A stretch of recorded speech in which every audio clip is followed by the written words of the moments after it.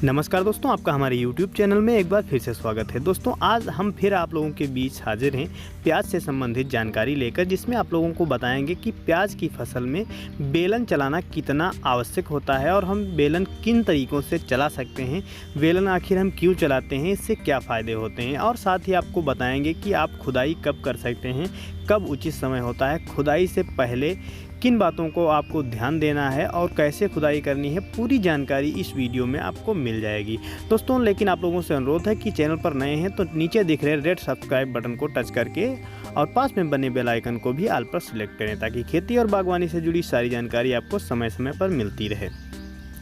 Subscribe करें हमारे channel को और पास में बने बेल आइकन को दबाएं खेती और बागवानी संबंधित वीडियो सबसे पहले देखने के लिए।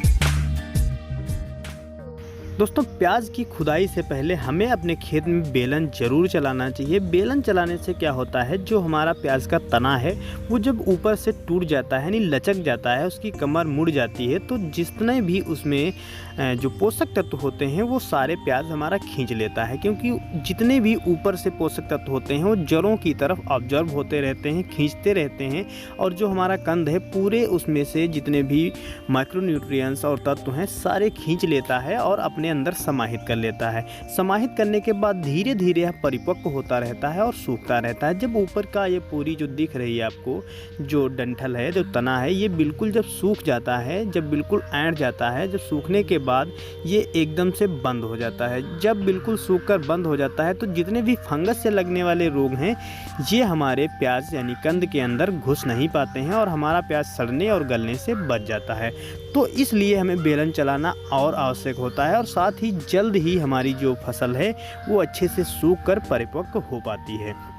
तो दोस्तों, आप बेलन 2-3 माध्यम से चला सकते हैं। अगर आप डंडे के माध्यम से उपयोग में लाना चाहते हैं तो आप इस प्रकार से डंडा लेकर के और अपने प्याज को बेलन कर सकते हैं। जब आपका प्याज 100 या उससे अधिक दिनों का हो गया हो, खोदने योग्य हो गया हो, तब आप अपनी फसल पर बेलन चला सकते हैं।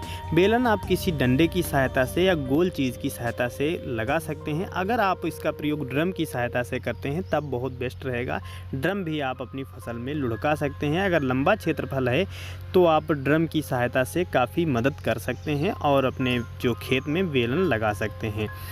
दोस्तों, अब बात करते हैं कि बेलन तो आप लगा लेंगे, बेलन की जानकारी हमने आपको दे दी, लेकिन खुदाई से पहले आप किन बातों का ध्यान देंगे। जब आपको खुदाई करनी है, जब आपका प्याज जो है 100 दिन का पूरा होने वाला है, उससे पहले आपको 10 से 15 दिन पहले ही सिंचाई रोक देनी है। सिंचाई बिल्कुल नहीं करनी है, जिससे कि हमारा जो प्याज है अच्छे से परिपक्व हो सके और सूख सके। तो सिंचाई रोकने के 15 दिन बाद आपको उसकी खुदाई करनी है, यानी उससे पहले ही आपको 10 या 15 दिन पहले जब आप सिंचाई उसकी रोक देंगे बिल्कुल, फिर 7-8 दिन पहले आपको उसमें बेलन चला देना है। बेलन चलाने के बाद जब तक कि आपका प्याज की जो ऊपर की फसल है वो बिल्कुल सूख ना जाए, तब तक आपको उसको खुदाई नहीं करना है। और खुदाई करने के बाद ही आपको जो आपकी प्याज में पत्तियां लगी हुई हैं उनको अलग करें। पहले आपको प्याज की पत्तियों को अलग नहीं करना है। पहले अगर आप अलग करते हैं तो फंगस के रोग और सड़ने के चांसेस ज़्यादा हो जाते हैं, जिससे हमारा प्याज भी ख़राब हो सकता है। दोस्तों, भंडारण का भी वीडियो हमारे चैनल पर उपलब्ध है कि आप प्याज का भंडारण कैसे कर सकते हैं, तो उसको भी आप देख सकते हैं।